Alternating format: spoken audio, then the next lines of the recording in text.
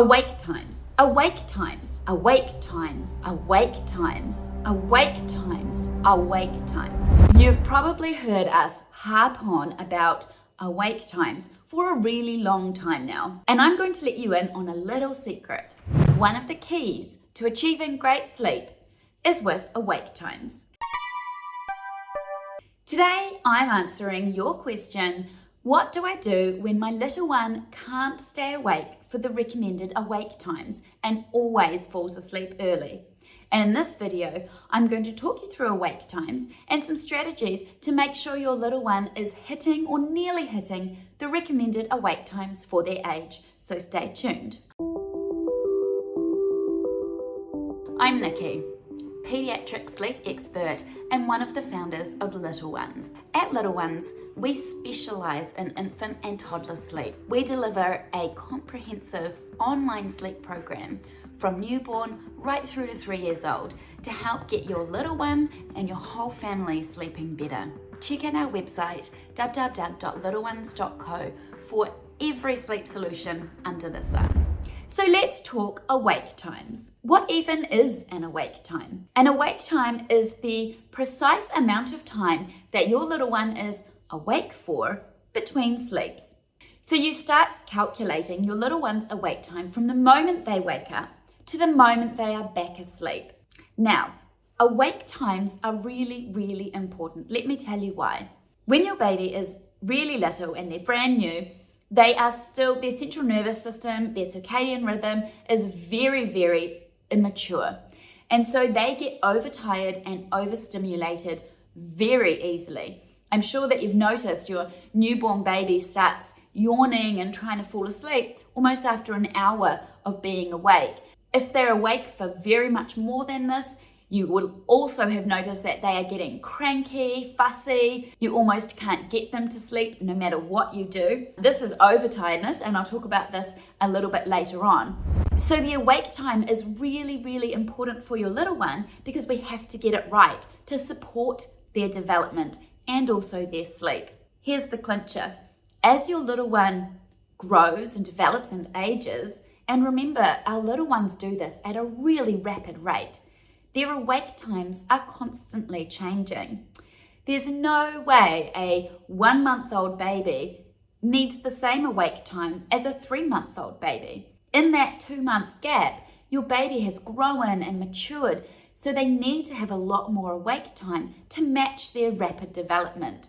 This is the trap a lot of people fall into, in not knowing and then not matching age-appropriate awake times for their little ones. So what we end up seeing is little ones who are either undertired or overtired. Both are a bit of a disaster. Both can mean that your little one is hard to settle to sleep, they are crying, they're fussing. Both will also mean that your little one doesn't really sleep that well. If your little one has not had enough awake time for their age between their naps, they will be undertired. They're simply not tired enough to settle and sleep well. If your little one has had too much awake time between naps, then they are overtired. They also will not settle and sleep well. So it can be a bit of a tricky one to get right. So like I said earlier, one of the keys to really good sleep is getting the awake times right. It's kind of like the secret formula. And lucky for you, we understand the formula and we've written it down for you. And within our comprehensive sleep program found inside our mobile app, we've taken out all the guesswork, all the mathematics, all the thinking, and we give you the exact awake time for your baby's age and development week by week, month by month. So if you're interested in finding out exactly what the awake time needs to be for your little one to encourage really good sleep, make sure you visit us www.little-ones.co and check out our sleep program. So back to your question of your little one not being able to make the recommended awake times for their age. My first piece of advice to you here would be make sure that you are sure that you're following the right recommended awake times for your little one's age. Obviously, I'm quite confident and will back the awake times in our sleep program, so we'll use those as an example. And this is a question we get a lot inside our support village in the app, and one which our sleep consultants are really happy to help people with if they're struggling and need some support there. So the first thing I would say to you is babies do have a natural dip in energy at around the 1 to 1.5 hour mark. This is the time they are starting to get tired, but depending on the age of your baby, it doesn't necessarily mean that they're quite ready for a good restorative sleep yet. Yes, if you do something that's going to induce sleep at that point in their awake window, they probably will fall asleep. That means that if you are feeding them at that point, if you are going for a walk, if you are rocking them or cuddling them, if they even, some babies, although mine were never these kind of babies, but even some babies, if they're sort of just lying down on the floor on their play mat, might drift off themselves in that sort of specific time window. And yes, they're falling asleep, but that doesn't mean that they're going to stay asleep. Because if they are undertired, which is probably the case here, then they're just going to have a quick cat nap. So it might even be 20 minutes, it might be maybe anywhere up to 45 minutes, and then they're going to be awake and refreshed because they just needed that little bit of a catch up to get them into another awake period. The problem here is that throughout the course of the day, they're probably not getting the chance for a deeper, more restorative nap. So while they're kind of undertired during the day, it can lead to a cycle of catnapping, which ironically brings them into an overtired state at the end of the day because they've just not had that deep catch-up sleep that they really do need. So this is why it's important to be aiming for those maximum awake times for your little one. You want them good and tired so that they're going to have a decent sleep. How do you do it? Well, baby steps with babies.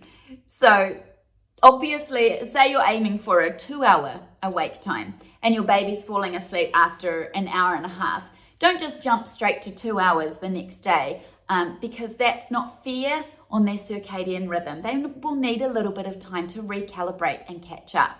I would suggest pushing out their awake time by just 5 minutes every day or so until you've reached that maximum. And that's going to give their body clock, a chance to catch up with the new awake time because they quite quickly get used to the timings and the awake timings that you're working from, and their body will adapt.